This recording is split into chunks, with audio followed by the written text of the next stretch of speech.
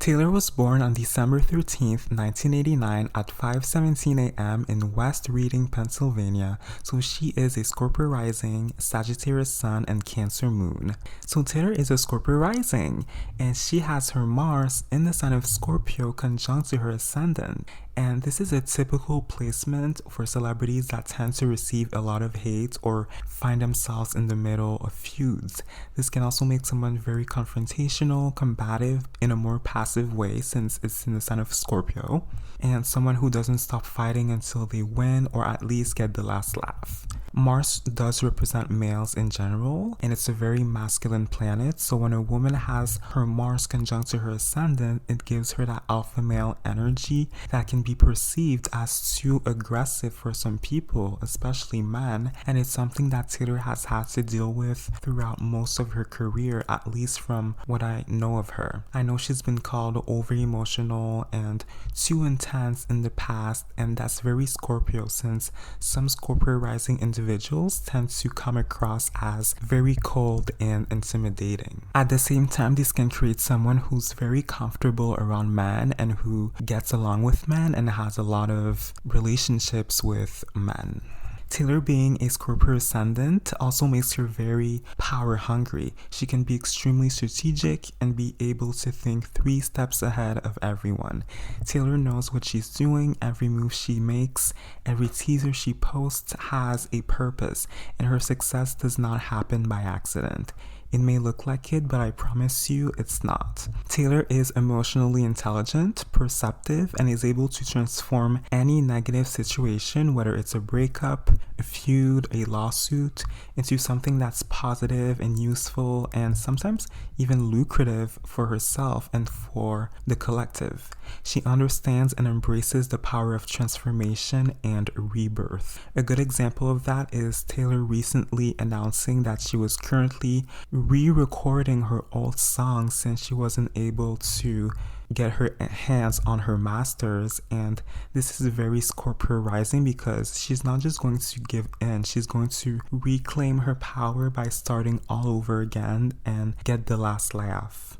Her Mars being conjunct to her Scorpio rising can also make her very outspoken about taboo issues and unafraid to say things other people are afraid to say.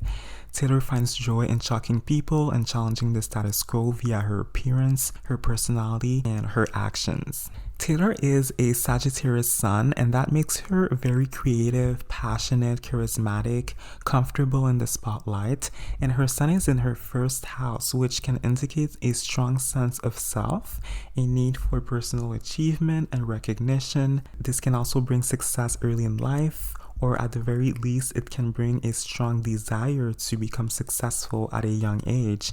And her Mars, also in her first house, gives her the initiative to act on those desires. Another celebrity who had her sun in her first house is Lindsay Lohan, and we all know about her starting her career very early in life. Sagittarius is also a mutable sign, so it is adaptable and flexible. And Taylor does like to change things up and experiment with new music genres and styles. I mean, she did start her career as a country singer and is now a pop sensation. So this reinforces her Scorpio ascendant and her love for transformation. This leads me to another important aspect of Sagittarius, which is expansion and growth. Sagittarius individuals love to push mental and physical boundaries to the max. They don't like to put themselves in a box. They're also very eager to accumulate more and more and more. Sagittarius is also the sign associated with marketing, so individuals with strong Sagittarius influence in their chart can excel at branding, storytelling, having a vision, and making things look appealing, or simply just promoting themselves successfully, and also finding new creative ways to advertise. The fact that Taylor is a Sagittarius sun reinforces her candidness. Sagittarius people are known for being very opinionated and unapologetic about it. Her Sagittarius sun can also make her value independence, freedom, ethics, and morals, especially when it comes to legal matters, since Sagittarius rules courts and laws, and these people will do everything in their power to maintain their freedom. I do remember Taylor having issues in the past with streaming services like Apple and Spotify a few years ago, since they didn't properly compensate her artists. And I remember her even going as far as removing her songs from these streaming services in order to force them to change their payment policies. So that's very Sagittarius-like. Sagittarius may be all about gains, but it's also known for its generosity and benevolence. And Taylor is known for donating to important causes, to her fans, and even to some celebrities like Kesha in 2016. Taylor has a Capricorn stellium in her second house, and this makes her very career-oriented, status-driven, ambitious, and hardworking.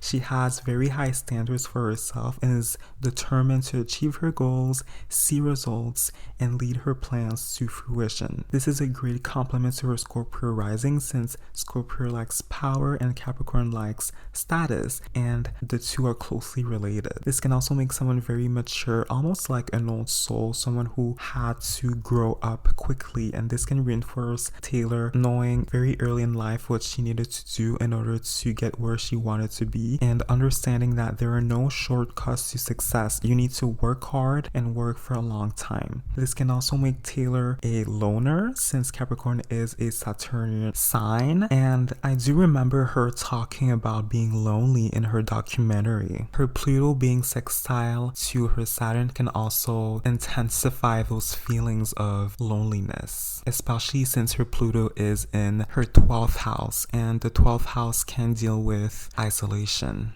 So Taylor might be a Sagittarius sun, which is a mutable fire sign, but she's earth and water dominant. So she's very big on channeling her passion, her vision, and her creativity into something real, practical, and concrete, like a music career.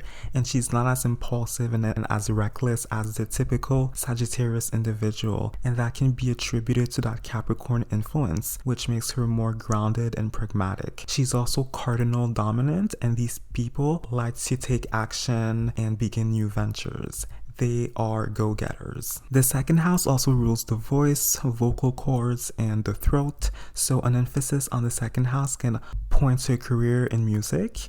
And Taylor Swift also has her part of fortune in the sign of Taurus in the 6th house, and Taurus is a very artistic and musical sign, and the 6th house deals with your work environment, and the part of fortune is the point that can give you luck and abundance and fortune in your life.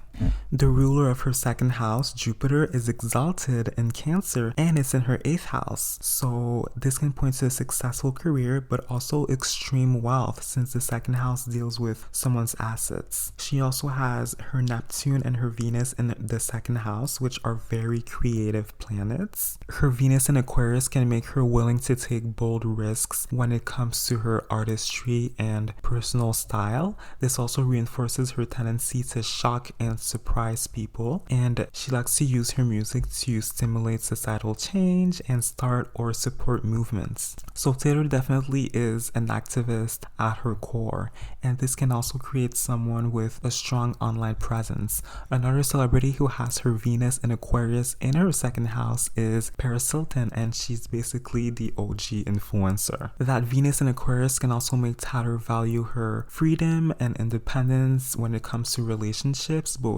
business relationships and romantic ones. She also has her Uranus in her second house, and if you watch my previous video about wealth in astrology, you should already know by now that this Uranus placement is a clear sign of wealth through music. It also makes her very inclined, like I mentioned a few minutes ago, to take risks with her career and reputation, since Uranus is the planet of controversy. And Taylor also has her Mercury and her Saturn in the second house, which helps her turn all that Venusian and Neptunian creativity into songs and albums. Taylor is a Cancer moon, and her moon is conjunct to her Jupiter in Cancer, which reinforces her Scorpio ascendant traits like her emotionality and her intuitiveness, especially since her moon and her Jupiter are both located in her 8th house. Jupiter likes to dig deep into things, so in the sign of Cancer, it can give someone a lot of emotional wisdom and a lot of emotional depth. It can also give someone a desire for romance and intimacy. And the moon also represents your popularity. So having it near Jupiter can create someone who's extremely popular, since Jupiter deals with excess and abundance, and it expands everything it touches. This also confirms Taylor's charitability and participation in global causes, and it reinforces her being ambitious and having big dreams at a young age, since the moon also deals with your early life. Taylor's Capricorn Mercury is her 8th house ruler, but it's also her midheaven ruler, since Taylor is a Virgo midheaven. It's opposed to her Cancer moon and Jupiter, which can make her good at turning her emotions into iconic songs that make money, and it allows her to be recognized for her songwriting. So her 8th house ruler is in her 2nd house, and her 2nd house ruler is in her 8th house. And this means that her 2 money houses are working together, which can make someone extremely financially savvy. However, her 2nd house Neptune is conjunct to her Mercury, and it's opposing her Jupiter and her Chiron in her 8th house. And Neptune deals with thieves, hidden enemies, and loss. So this could point to financial matters being one of Taylor's blind spots. And Taylor did mention regarding the scooter situation how this wasn't the first time that someone sold her masters without her permission. So Taylor really needs to look after her money and be more careful with it.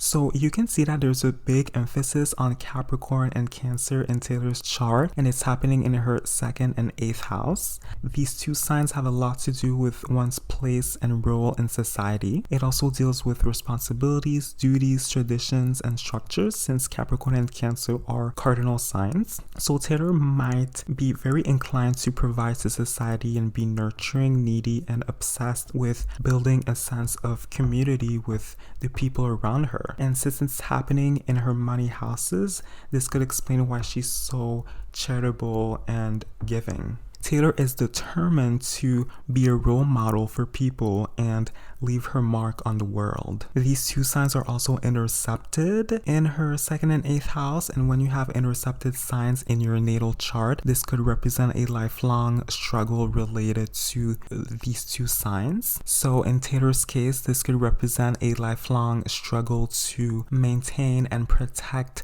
what belongs to her. This could also represent a struggle between being vulnerable and being conditioned by society to contain her emotion. And actually, this could point to Taylor redefining the role of women in society and what women are allowed to do or not allowed to do, and just starting that conversation, since Cancer does deal with the mom and Capricorn deals with the dad. Taylor has her South Node in Leo in her 9th house, and her North Node in Aquarius in her 3rd house. Her Leo South Node can point to issues with men in general. This can be men in positions of power like managers, or it could be the men she dates romantically. So lots of karmic lessons surrounding men, and also karmic lessons surrounding the law, since the 9th house deals with the law. So in this lifetime, Taylor needs to learn how to not let the toxic entertainment industry get the best of her, and she needs to learn how to make her own rules